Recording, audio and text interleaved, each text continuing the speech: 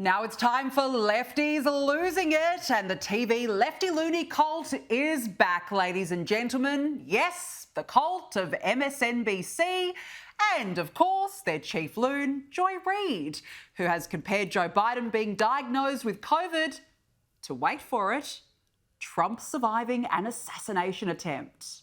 Donald Trump is an elderly man who, for whatever reason, was given 9 seconds to take a iconic photo op during an active shooter situation. Weird situation. We'll figure that out one day. But his survival of that and bouncing right back and going right to his convention is being conveyed in the media world as a sign of strength. This current president of the United States is 81 years old and has COVID. Should he be fine in a couple of days? Doesn't that convey exactly the same thing? That he's strong enough, older than Trump, to have gotten something that used to really be fatal to people his age. So if he does fine out of it and comes back and is able to do rallies, isn't that exactly the same? Yes, you really did hear that right. A cold, of course, is absolutely the same as getting shot. And that was the moment Joy Reid sunk so low into the realms of insanity. Now to our friends over at The View, specifically Whoopi Goldberg, or Poopy Goldberg, as she's now known. I have poopy days all the time. Okay. Well, she is back in the habit of Trump alarmism. It's up to each and every person in this audience to make sure you get out there and vote. And no, you can't lay by the wayside and say, I'm going to let somebody else do it. Because this requires you recognizing that we're all in danger here. Danger! Oh, she's so stressed. Trump has really broken old Whoopi, hasn't he? Speaking of broken, this lefty thinks Trump paid to be shot.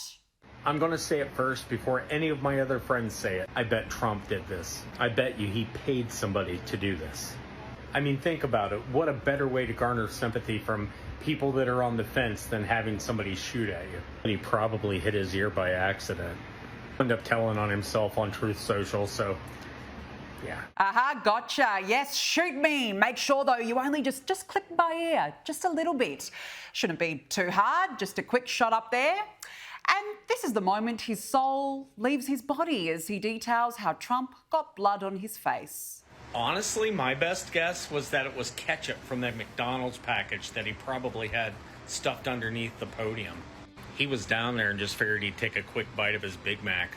Look, I think you need a doctor to help cure your case of acute and chronic Trump derangement syndrome. Please get some help.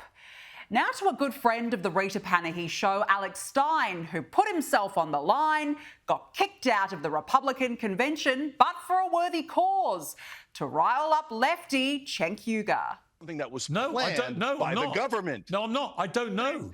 Hey, get out of here, man. What the hell? Jesus Christ with these lunatic Republicans. Total lunatic Republicans. Yeah, go ahead. Tell me your lunatic conspiracy theory about how I don't have any lunatic conspiracy theories. And yes, that was indeed Cenk live on Piers Morgan. Here's another angle for you. The government. Cenk is transgender. Cenk is transgender. Government. No, I'm not. I don't know. Hey, get out of here, man. What the hell? Jesus Christ with these lunatic Republicans. Oh, it's always so funny when the lefties get angry and snap. Alex certainly knows how to make them lose their minds.